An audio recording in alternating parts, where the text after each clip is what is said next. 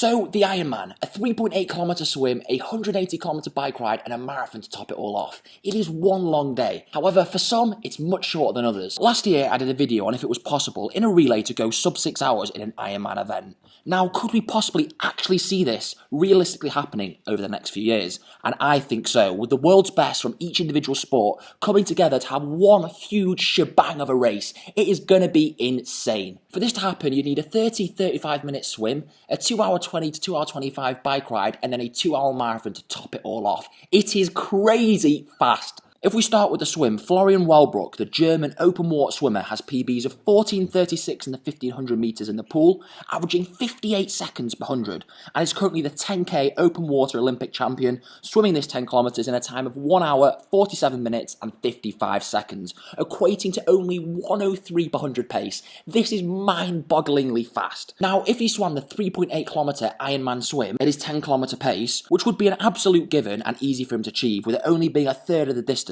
his time would be 39 minutes and 54 seconds. Honestly though, I could see a minute per 100 pace, if not even 56, 57 seconds per 100 being completely possible. Now you might be thinking, how is he going to swim faster for 3.8 kilometres than he does in the pool for 1500 metres? However, he'd be allowed a wetsuit, which makes a huge difference. It makes you more buoyant, and honestly, it lets you slip and slide through the water in a much more efficient way. And on top of that, there's most likely going to be currents, which you obviously don't experience in a pool. So I really do think it is viable for a 56, 57, even 58 second per 100 metre pace to be held for that distance. This would give him a final time of 36 minutes-ish for the 3.8k, which is equivalent to 1.7 metres a second, literally double the speed of a competent masters level swimmer. This is so goddamn fast, it's unbelievable. Some of the top pro Ironman athletes are not able to hold on to this pace for literally a few hundred metres. For example, Patrick Langer, a top swimmer in sort of the triathlon world, has a 400 metre PB of, I think, don't hold me to it, but I'm pretty sure, of 4 minutes and 6 seconds. But it's still a slower pace than Wellbrock would hold for the full Ironman distance swim.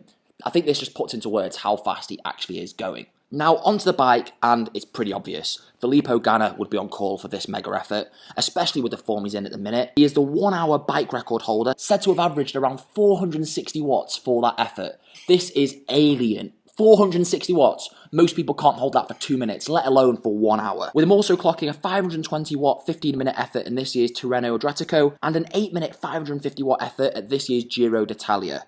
I don't have any words, to be honest, of what to say for this. He is a powerhouse. Now, assuming the bike course profile was flat, his 83 kilo body weight would not be a problem at all, and his power would simply be superior to everyone else's, realistically giving him the fastest time, as his CDA is still pretty good as well. Now, the fastest 100-mile non-drafting individual TT ever recorded, and this wasn't Ganna by the way, is in a time of 3 hours and 11 minutes, holding an average of 50.35 kilometers an hour, which would give the rider a time for the 180k of 3 hours and 33 minutes. Now for Ganna, I really believe he could obliterate this if he put his head to it and really tried. I could see, realistically a 3 hour 22 being quite possible, which would mean Ganna would have to hold 53.4 kilometers an hour, which is 2 kilometers per hour faster than the current world record for 100 miles. Look, with good positioning and a power output of maybe 380 watts, I'm just sort of guessing here and giving a bit of a ballpark, I can see this being perfectly valid, as that equates to around 85% of his FTP, and this should be completely possible if executed well. And I do believe that that sort of power